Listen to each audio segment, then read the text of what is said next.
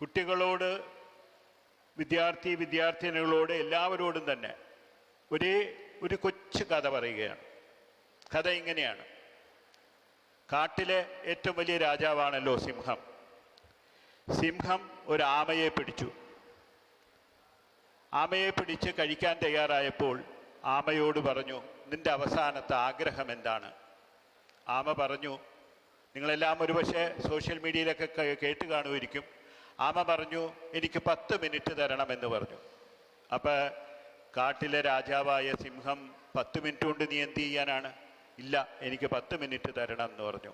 ആ 10 മിനിറ്റ് കൊണ്ട് ഈ ആമ എന്ത് ചെയ്തു എന്ന് വെച്ചാൽ കുറേ മണ്ണ് മാന്തി കുഴിയുണ്ടാക്കി, കൂടാതെ അവിടെയെല്ലാം ഒന്ന് ചപ്പ് ചവറ് പോലെ ഒന്നാക്കി തിരിച്ചു ചെന്ന് സിംഹത്തിനൊക്കെ പറഞ്ഞു, ഞാൻ തയ്യാറാണ് എന്ന് പറഞ്ഞു.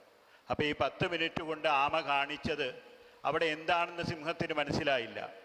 അപ്പം വീണ്ടും ആമ മറുപടി പറയുകയാണ്, ഞാനിവിടെ നിങ്ങൾ ഭക്ഷിച്ച് എൻ്റെ പുറന്തോട് ഇവിടെ ഇട്ടാൽ എൻ്റെ കൂട്ടുകാരും നാട്ടുകാരും എല്ലാവരും വന്ന് കാണുമ്പോൾ ഈ ഭക്ഷിച്ചതിനെ ആലോചിച്ച് അല്ലെങ്കിൽ ഇത് പിടിച്ചടക്കിയതിനെക്കുറിച്ച് മാത്രം അവർ ദുഃഖിക്കും.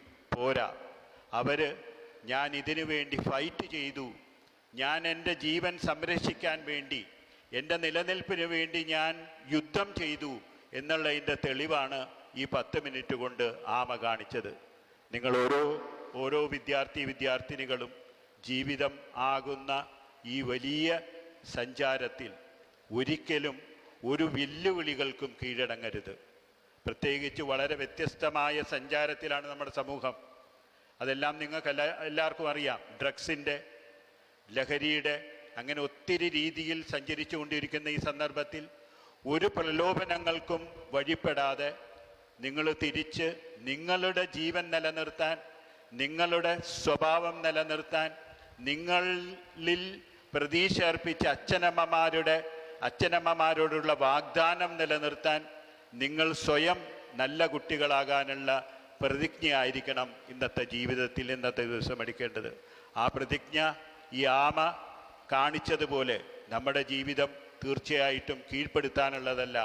ഒരു പ്രലോഭനങ്ങൾക്കും കീഴ്പ്പെടരുത്.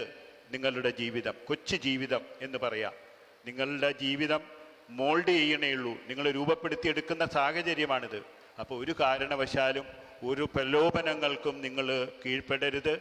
ഒരു വ്യത്യസ്തമായ സംസ്കാരത്തിനും കീഴ്പ്പെടരുത്. നിങ്ങളുടെ ജീവിതം വിജയിക്കട്ടെ. എല്ലാ പ്രാർത്ഥനയും എല്ലാ സ്നേഹവും അറിയിക്കുന്നു.